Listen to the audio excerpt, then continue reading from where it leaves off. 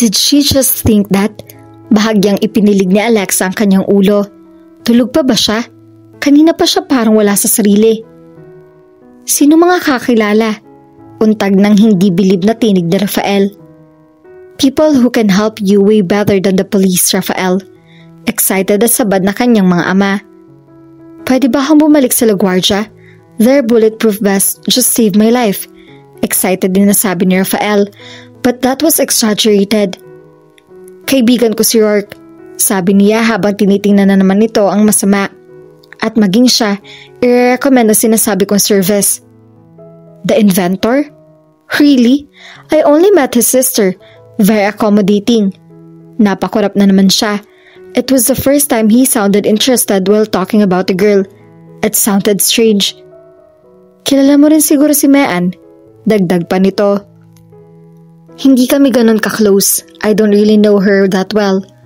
Mean was a perky, pretty smart lady and she had always thought that if they were given the chance to get to know each other, baka naging magkaibigan sila. But she had only met the woman in a few times that were very far in between. Paano kayo nagkakilala ng kuya niya? Tanong ni Rafael. He's a friend of a friend. It was a standard answer. Sandaling dumaan ang katahimikan habang nananatili ito nakatitig sa kanya. Unti-unti siyang naaasiwa. Naaalalang ganun nga pala ito kung makatitig. Na parang nakikita nito ang kanyang kaluluwa at malalaman nito kung sino nagsisinungaling o hindi. Do you know if she's committed to anyone? She? Si Mean? You mean boyfriend? Why the hell were they talking about marriage and boyfriends? Of course, she's interesting. Interesting? She tried to picture Rafael and Mean together. This Rafael de now Rafael was a sexy and hot very male. Kung may sense si Mean, she would grab him and run to the altar at once. And she didn't think that Mean was stupid. She felt that weird feeling again. Ang nakadagdag ng pagkaasiwa niya ay iyong munting karayom na parang tumusok sa kanyang puso. Great, within a few minutes of getting back to her life, he was getting hitched. Isinumpa ba siya o ano? Actually, ang alam ko, may steady siya. On and off. With my luck, it's on again and they might be thinking of finally getting married. Bitter niyang sabi. Nag-iwas siya ng tingin dito nang maramdamang nag-iinit ang kanyang mukha. Can we go back to the discussion at hand? Your life, before it gets forfeited. Alexa, saway ng kanyang daddy. Well, somebody has to really be concerned. Hindi ko alam na worried ka sa akin. Thank you. Ani Rafael sa kanya na parang natatawa. Pero nang tingnan niya ito, seryoso mukha nito. Maybe she would talk about this another time. Pagod at puyat ka at ganun din kami ng daddy mo. Can I come back tonight? Tonight? May date ka? None, sagot niya. Tonight, bawi niya. Tila hindi na nito napigilang mapangiti sa pagkahataong iyon. Feeling niya, pinagtatawanan siya nito. That or somehow he knew she had been dateless for a long time now. Nagdududang sinulyapan niya ang kanyang ama pero masyadong busy ito sa pagtitig sa figurine na nasa ibabaw ng side table na parang gusto nitong saluhin ang bawat detalye niyon. Then I'll come back. Agaw ng tinig ni Rafael. Tumayo na ito at tiningnan siya. Napatingala tuloy siya. Ninong. Reluctant na tumayo na rin ang kanyang daddy. Tumayo na rin siya. Naunang pumihit patungo sa pinto ang daddy niya. I'll bring something. Huwag ka na mag-abalang magluto ng dinner. Sabi ni Rafael habang nakasunod ito sa daddy niya. You don't have to. Protesta niya. Sumunod din siya sa mga ito. Napatigil ito at lumingon sa kanya. Ah, so you can cook now? Napatigil din siya at napatingala rito. He had really gotten so tall. Despite that she couldn't be considered small at 5 feet 7 inches, nakatingala siya rito. And he was very near. Nararamdaman niya ang mainit na singaw ng katawan nito sa kabila ng air conditioning sa kanyang unit. Pakiramdam niya ay biglang naging crowded doon. Naramdaman lang niyang nagbablush na naman siya. It was ridiculous. Siya, si Agent Chameleon, who was known to blush on cue, nagbablush na walang kontrol. Blushing was shy Tricia's business. not hers. Anong tinatanong mo? I'll bring food. Nito. Then his hand reached out as if he couldn't stop it and he pinched her nose while grinning. Go back to bed. Wala ka pa sa sarili mo. At bago pa siya makabawi, nakalabas na ito ng pinto. Kinindatan naman siya ng kanyang daddy habang hawak ang seradura. Sleep, Iha. You look beat. Napatango na lang siya. Lumabas ito at namalayan na lang niyang nakatitig siya sa nakasarang pinto. She should really be grateful that they thought she was sleepy and so tired for acting strange. And she should believe that too. Hindi yung hinala na natulala siya dahil kay Rafael. Pumihit siya pabalik sa kwarto at muling nahiga sa kama. Ang problema, hindi niya ugaling magdahilan o magsinungaling sa kanyang sarili. Napabuntong hininga siya. She felt the loss of Rafael's friendship years ago like an ache that never ever felt and left. Ni hindi niya alam kung gaano kaimportante yun sa kanyang puwera nung mawala na ito. Masakit na sa bawat disappointment o success niya sa buhay, naaalala niya to. Yes, there was Trisha and the others, pero sa kabila niyon, hindi niya maiwasang hanapin si Rafael. Rafael would want to hear this. Rafael would make her feel like it was not the end of the world. Rafael would make something seem very insignificant. Rafael this, Rafael that. Ang masakit, siya may kasalanan kung bakit ito lumayo. Habang nakahiga sa kama, hindi na niya iniwasan ang pag-alalahanin ang nakaraan. The night of seniors balls, Rafael was forced to escort one of the most popular girls in the school, si Rebecca. Ang mga magulang kasi ng estudyante ay nag-usap-usap. Hindi ito gustong kapareha ni Rebecca, kaya gumanti ang babae, as if Rafael was the one who had insisted of his mother. Iniwan na agad ni Rebecca si Rafael pagdating sa party. Naawa rito si Alexa kaya sinamahan nila ito ng kanyang partner, who happened to be cool and who didn't really mind. Her partner drifted away and she danced with Rafael and talked with him.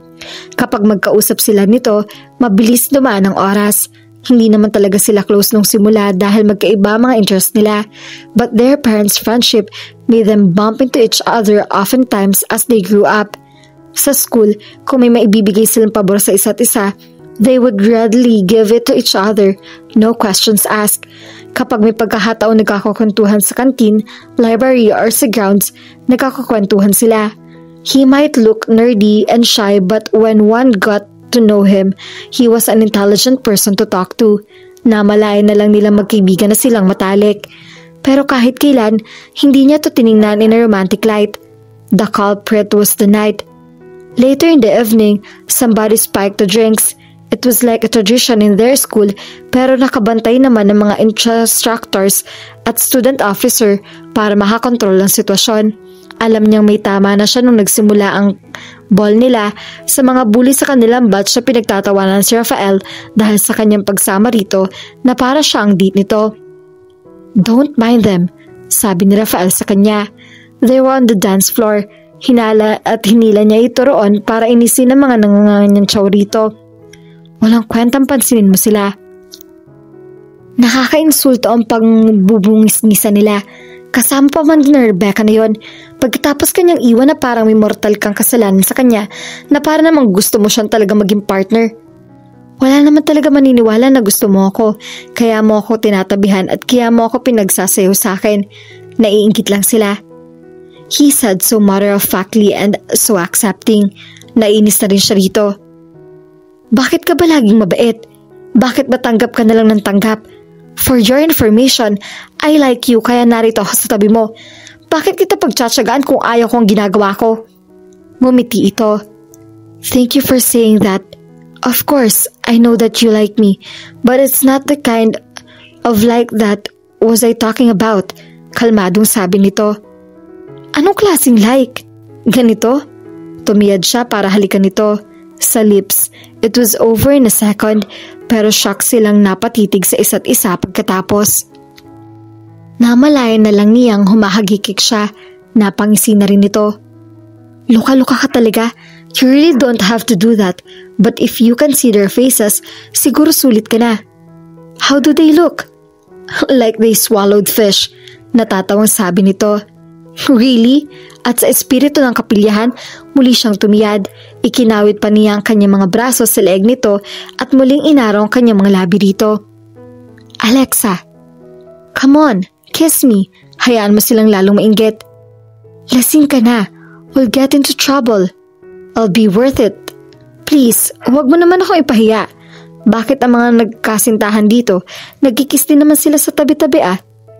Pero hindi mo ako boyfriend, sabi nito sa pinaka-logical nito boses. Natawa na naman siya. Natawa na rin ito at sumusukong pinagbigyan siya. Alam niyang kaya lang ito sumunod ay para hindi siya mapahiya. That kiss was longer than the first. Nang mag-angat ito ng ulo, hindi na sila nagtawanan. They just stared into each other's eyes. She had never felt so confused in her life. She felt something in his kiss, something that she had read in his eyes. Pagkatapos niyon, bumalik na sila sa kanilang mesa. Iba na ang atmosphere sa pagitan nila. They were not talking. Everyone around wasn't normal too. They saw the kiss. Even Rebecca and the bullies subdued. Bigla silang naging item sa mga mata ng lahat. Are you okay? Tanong sa kanya ni Rafael sa marahang tinig. Lasing na nga yata ako, sabi niya. At totoo, nalulula na siya. Tumalab na talaga ang alak na inilahok sa juice na iniinom niya.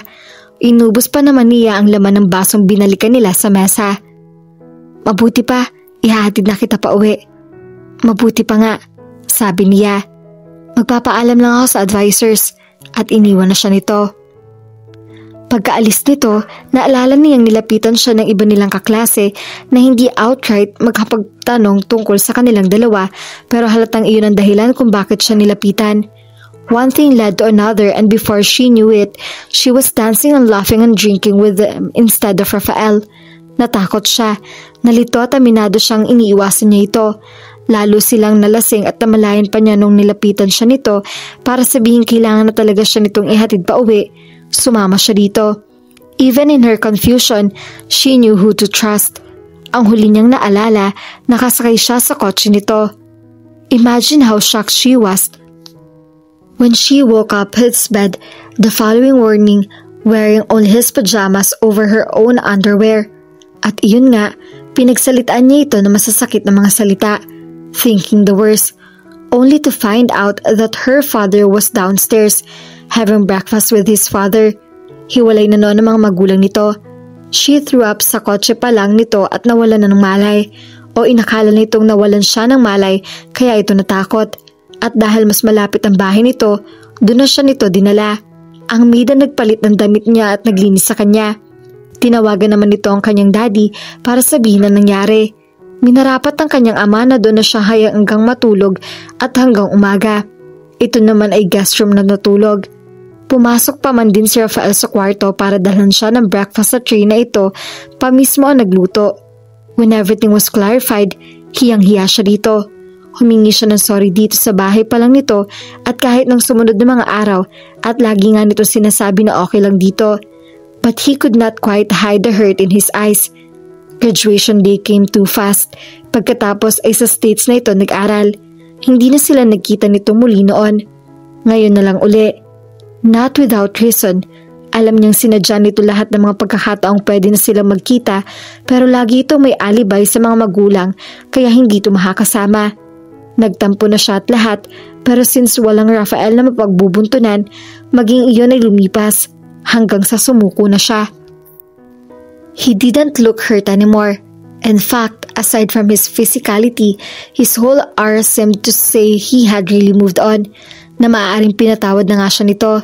He probably had lots of women now. It had been 13-14 years. A lot of things could happen in that span of time. His look now could justify it. Pero bakit mabigat pa rin sa kanyang dibdib? Tulog nga lang marahil ang kailangan niya. Niyapos niya malaking unan.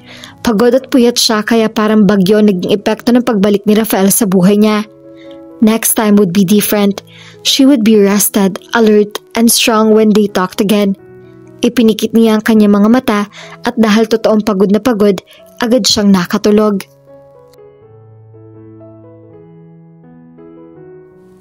At dito na po nagtatapos ang ating kwento. Sabay-sabay po nating abangan ang susunod na kabanata. Maraming salamat po. God bless and stay safe.